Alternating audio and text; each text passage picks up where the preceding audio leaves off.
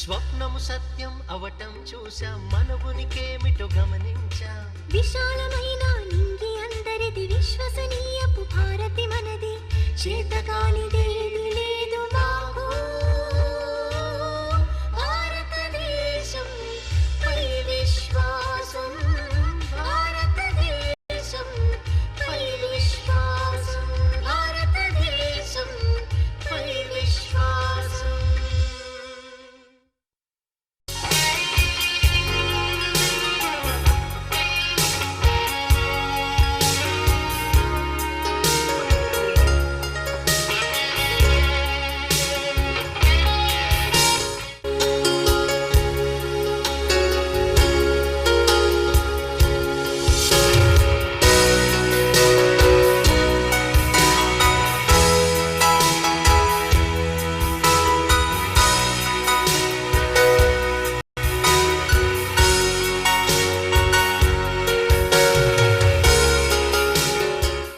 ఆయనతో మూగజీవాలు మాట్లాడతాయి.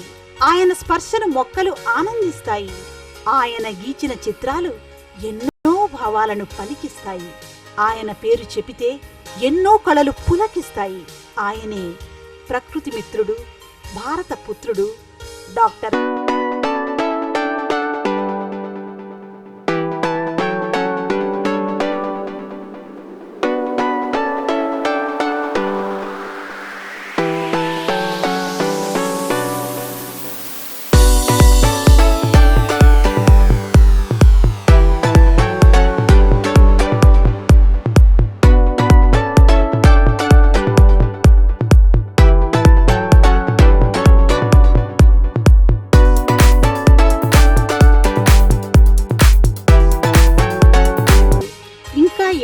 ఎన్నెన్నో.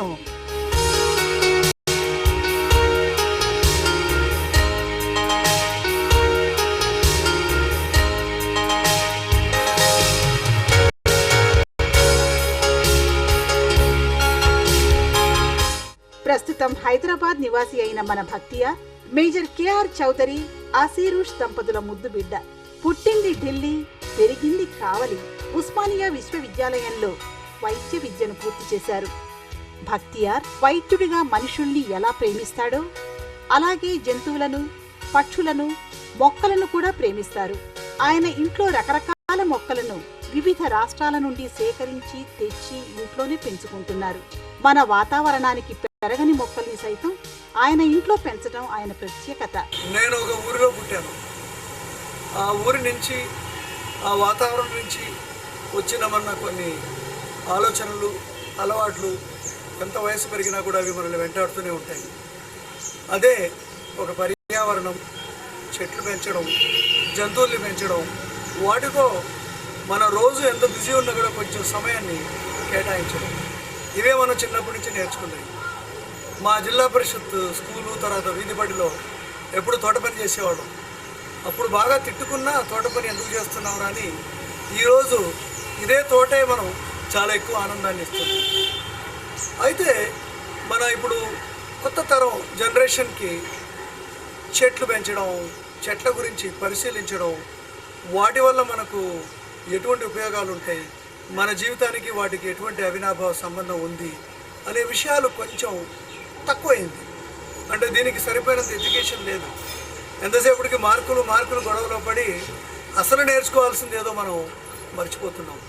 ఉదాహరణకి ఈ చెట్టు క్యాంఫర్ ట్రీ అంటే కర్పూరం చెట్టు. ఇది ఎక్కడో కొండల్లో చల్లటి ప్రదేశాల్లో పెరుగుతుంది. కానీ హైదరాబాద్ లాంటి వేడి ప్రదేశాల్లో కూడా కొంచెం జాగ్రత్త తీసుకుంటే దీన్ని మనం పెంచవచ్చు. దీన్నే మనం ఆర్కిడ్స్ అంటాం.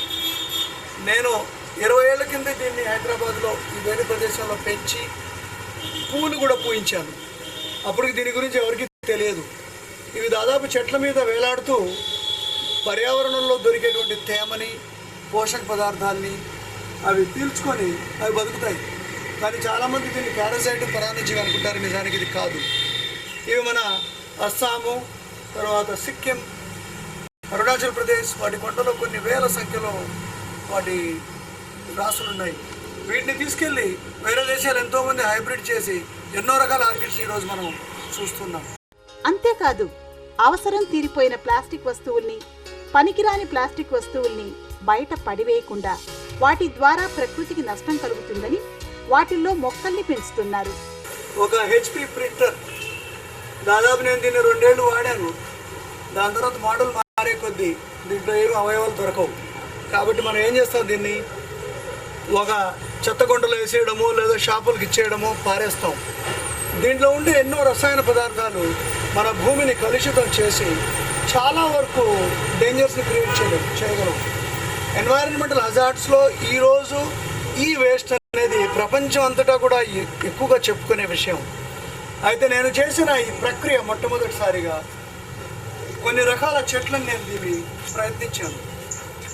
ఎగ్జాంపుల్, ఇది అడీనియం అనే చెట్టు ప్రింటర్లో చాలా బాగా పెరుగుతుంది. ఇది చాలా కామన్గా మనం పెంచుకునే చెట్టే. అయితే ఈ చెట్టు ఏం చేస్తుందంటే దీని కాంపనెంట్స్లో ఉన్నటువంటి రసాయన పదార్థాలన్నింటినీ కూడా బ్రేక్ చేసేసి దాన్ని మొత్తం వాడేసుకుంటుంది. తిరిగి మనం ఈ ప్రింటర్ని భూమిలో పడేసిన ఓన్లీ ప్లాస్టిక్ మాత్రమే మిగులుతుంది. దీన్ని మనం రీసైకిల్ చేసుకోవచ్చు. కానీ మనం ఈ భూమి నుండి ఈ రసాయన పదార్థాల నుంచి భూమిని మనం పూర్తిగా కాపాడవచ్చు. పర్యావరణ పరిరక్షణకు తన వంతు బాధ్యతను నిక్కచ్చిగా నిర్వహిస్తున్నారు.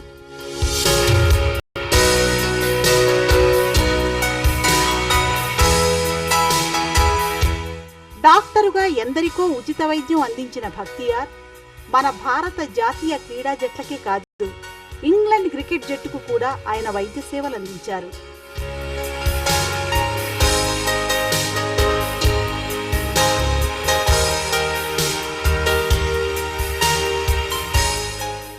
డాక్టర్ భక్తియార్కు ప్రకృతిని ప్రేమించడం ఇష్టం, మనుషుల్ని ప్రేమించడం అంటే ఇంకా ఇష్టం. ప్రకృతిని, మనుషుల్ని ప్రేమించే మనుషులంటే ఇంకా ఇంకా ఇష్టం. డాక్టర్ భక్తియార్ గారి ప్రభావం తన కుటుంబ సభ్యులపై విస్పష్టంగా కనిపిస్తుంది. మాకు ప్రకృతి అంటే చాలా ఇష్టం అండి. మా ఇంట్లో పక్షుల పావురాలు, కోళ్ళు, ఇవన్నీ కొంచెం విలేజ్ వాతావరణం కావాలి అని అనుకుంటాం అనమాట. ఇంకా తాబేళ్ళు ఉన్నాయి, చిన్నవి వాటర్ టర్టిల్ సెంటర్. దాన్ని ఒక తోటలోకి వెళ్ళేసి రోజు ఒక గంట అరగంట తోటలో అట్లా రోజు నడిచి ఆ పక్షుల్ని, ఆ జంతువుల్ని, ఆ శబ్దాలని వింటూ ఉంటే ఎక్కడ లేని సంతృప్తిని ఇస్తుంది. బేసికల్గా చెప్పాలని ఆయన చాలా హార్డ్ వర్క్ చేస్తూ ఉంటారు. ఆదివారం వచ్చిందంటే మార్నింగ్ 5 నుంచి తోటలోనే ఉంటారు. ఆయన ఇంట్లోకి వచ్చి బ్రేక్ఫాస్ట్ చేసేటప్పటికి 11 అవుతుంది. మళ్ళీ ఆ బ్రేక్ఫాస్ట్ చేసి మళ్ళీ వెళ్తారు. సో రోజంతా ఖాళీ దొరికినప్పుడల్లా ఆ తోటలో పనులు చేసుకుంటా ఉంటూనే ఉంటారు. ఆయనకి కూడా ప్రకృతి అంటే చాలా ఇష్టం కాబట్టి అదే మా అందరికీ అదే అలవాట్లు ఉన్నాయి. కాబట్టి మా అందరిమి ముగ్గురిని సహకరించుకొని ఈ ఇళ్ళని, ఈ నేచర్ని పదిలం చేసుకుంటున్నాం మేము. అంతేకాదు ఆయన ఆశయాలు, స్ఫూర్తి ఎందరికో మార్గదర్శకం. డాక్టర్గా ఇప్పటికీ ప్రజలకు సేవ చేస్తున్నారు. ఇండియన్ క్రికెట్ టీంకి, తర్వాత ఇండియన్ జిమ్నాస్టిక్స్కి, వాటన్నిటికీ టీం డాక్టర్గా ఉన్నారు ఆయన. తర్వాత ఇంట్లో ఈ గ్రీనరీ, ఈ చెట్లు, ఇవన్నీ పెంచి మనకి ఒక గ్రీనరీని మెయింటైన్ చేశారు వారు. అన్ని రకాల జంతువుల్ని, కుక్కలు, తర్వాత వేరే జంతువుల్ని, వాటిని పెంచి ఒక జంతు ప్రేమికుడుగా ఉన్నారు ఆయన. వారిని చూసి మేము కూడా చాలా నేర్చుకున్నాము. మా ఇంటి పైన మా ఇంటి చుట్టూ ఎక్కువ ప్లేస్ లేకపోవటం వల్ల వారి అడ్వైస్ తోటి ఇంటి పైన రూఫ్ గార్డెన్ అనేది ఒకటి పెట్టామండి. దానిపైన అన్ని రకాల కూరగాయలు, పువ్వులు, లాను అటువంటివి మెయింటైన్ చేసామండి. దానివల్ల మాకు, మా ఇంటి చుట్టుపక్కల వాళ్ళకి చాలా బాగుంటుందని అనుకున్నామండి. ఇంకా చాలా రకాలుగా ఆయన మనకి దేశానికి ఉపయోగపడతారు. ప్రజలు ఆయన దగ్గర చాలా నేర్చుకోవాలి.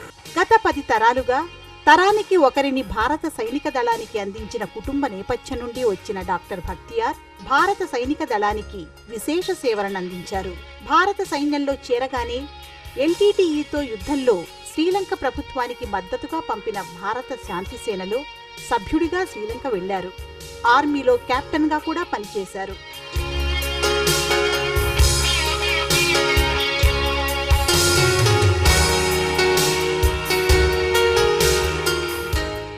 భారతీయ సైన్యంలో కూడా సృజనాత్మక కృషి సాగించారు డాక్టర్ భక్తియార్.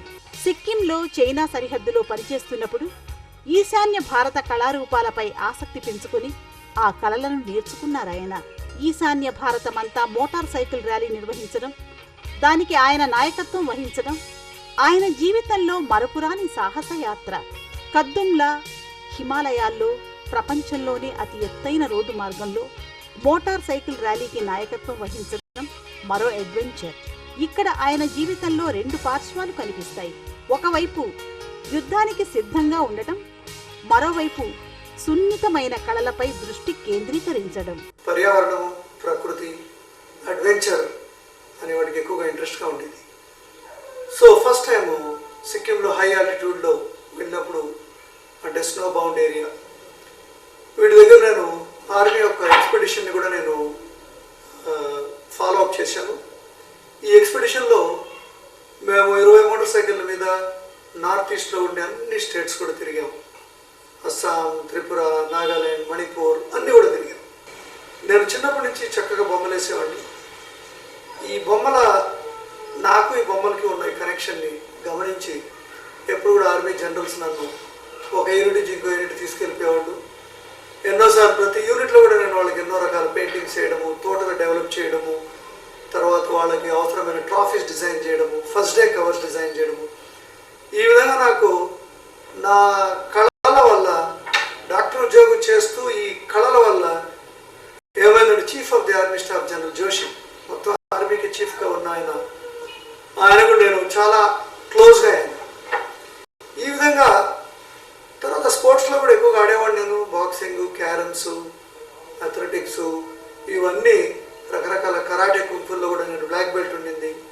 సో ఇవన్నీ నా యాక్టివిటీస్ ఫిజికల్ ఫిట్గా ఉండి, దీని తర్వాత నేను నిదానంగా పూనాలో ఉన్న స్పోర్ట్స్ మెడిసిన్ సెంటర్కి నన్ను తరలించారు. అక్కడ అప్పుడు ఇండియాలో మొట్టమొదటిసారిగా ఈ స్పోర్ట్స్ మెడిసిన్ అంటే ఫిట్నెస్కి సంబంధించింది, ఆహారానికి సంబంధించింది, ఒక ఆటలో మంచి ప్రావీణ్యతని సంపాదించుకోవడానికి ఎటువంటి పనులు చేయాలి, వీటన్నిటికి సంబంధించిన అప్పుడే కొత్తగా మొదలవుతున్న స్పోర్ట్స్ మెడిసిన్ ఇండియాలో మొట్టమొదటిసారిగా ఆర్మీలోనే ఉండేది. సో ఈ సెంటర్లో నేను దాదాపు 4 ఏళ్ళు పనిచేశాను. అదే టైంలో నేను ఇండియన్ హాకీ టీంకి డాక్టర్గా వెళ్ళాను, బాక్సింగ్ టీంతో పనిచేశాను. తర్వాత నాకు ఎన్నో టీమ్స్ తోటి పనిచేయడానికి అవకాశం దొరికింది. అన్నిటికంటే గొప్ప అవకాశము ఇంగ్లాండ్ క్రికెట్ టీంకి డాక్టర్గా కూడా నేను వెళ్ళాను. దాని తర్వాత మన టీమ్స్ తోటి నేను ఎన్నో దేశాలు, మన దేశాన్ని, ఇండియా కలర్, ఇండియా అనేది తొడుక్కొని రిప్రజెంట్ చేశాను. దీనివల్ల ఆల్రెడీ ఒక ఆర్మీ సోల్జర్గా నేను గాయానికి గురయ్యాను, వారు చూశాను, ఒక డాక్టర్గా పనిచేశాను. స్విట్జర్లాండ్ ప్రభుత్వం ఆయన ప్రతిభకు, అనుభవానికి ఎన్నో డిగ్రీలనిచ్చింది. స్విట్జర్లాండ్లో చదువు తరువాత ఎన్నో గొప్ప గొప్ప అవకాశాలు విదేశాల్లో వచ్చినా ఆయన మాతృదేశంపై ఉన్న మమకారంతో తిరిగి భారతావనిలో అడుగుపెట్టారు. వందల సంఖ్యలో ఫిజియోథెరపీ, న్యూట్రిషన్ పాఠాలు విద్యార్థులకు చెప్పారు. జేఎన్టీయు కాకినాడలో క్రీడా వైద్య శాస్త్రంలో ఎంఎస్ పోస్ట్ గ్రాడ్యుయేట్ కొత్త కోర్సును అభివృద్ధి చేశారు. తర్వాత నాకు చిన్నప్పటి నుంచి ఉన్న ఇంట్రెస్ట్ రీసెర్చ్ చేయడం. నేను 9వ తరగతిలో ఉన్నప్పుడు మోటార్ తయారు చేశాను. 10వ తరగతిలో ఉన్నప్పుడు తూటా తయారు చేశాను. దీపావళి తుపాకీని పూర్తిగా మార్చి నిజమైన తుపాకీ కూడా అప్పుడు మార్చగలిగాను. నేను ఎక్కడో ఊర్లో పుట్టి కూడా ఈరోజు హైదరాబాద్లో వచ్చి ఇంతమంది గొప్ప మనుషుల మధ్య తిరిగి నా ప్రొఫెషనల్ ప్రాక్టీస్ని నడుపుతూ కూడా నేర్చుకున్నది ఏంటంటే, ఒక మనిషి పైకి ఎదగాలి అంటే వాళ్ళలో చాలా హార్డ్ వర్క్ చేయాలి. ఏదో ఊరికే సెల్ ఫోన్లో 4 మాటలు మాట్లాడుతూ కంప్యూటర్ 4 గంటలు కూర్చొని టైం పాస్ చేయడం, వైలవే చేయడం కాదు. పొద్దున ఎవరైతే లేస్తాడో వాడే గొప్ప పని చేయగలడు. 8 గంటలకు లేచి 11 గంటలకు టిఫిన్ చేసి ఎక్సర్సైజ్ చేయకుండా, డిసిప్లిన్ లేకుండా, నోటికి ఇచ్చిన మాట తీర్చుకోలేకుండా అటువంటి గుణగణాలను తీసేయాలి. ముఖ్యంగా పిల్లలు, మీలో చాలా మార్పు రావాలి. మీలో చాలా గొప్ప గుణాలండి. ప్రతి పిల్లవాళ్ళు కూడా గొప్ప గుణం ఉంటుంది. మీలో ప్రేమించే శక్తి ఉంది, హెల్ప్ చేసే శక్తి ఉంది, కష్టపడే సామర్థ్యం ఉంది. బ్రెయిన్ మా రోజుల కన్నా మీకు ఇంకా ఎక్కువగా మెదడు ఆలోచన శక్తి ఉంది. వీటన్నిటిని గుర్తు తెచ్చుకోండి. అనవసరంగా సమయాన్ని వ్యర్థం చేయొద్దు. చివరి మాట, ఈరోజు మన దగ్గర ఉన్న సమయమే మనది. పోయిన సమయం మనకు తెలియదు, రాబోయేది ఎవరికి తెలియదు. ఈరోజు మనం ఏమీ చేయకపోతే రేపు ఏమీ చేయలేము. The time today which is free. It's your time. So do something, do great for this country. Doctor, actor, కళాకారుడు, రచయిత, సంగీత విద్వాంసుడు, మైమింగ్ ఆర్టిస్ట్, మేకప్ మ్యాన్, చిత్రకారుడు, జంతు ప్రేమికుడు, ప్రకృతి పిపాసి అయిన 3 రంగుల రక్తం కలిగిన ఈ దేశభక్తుణ్ణి కన్న దేశం భారతదేశం.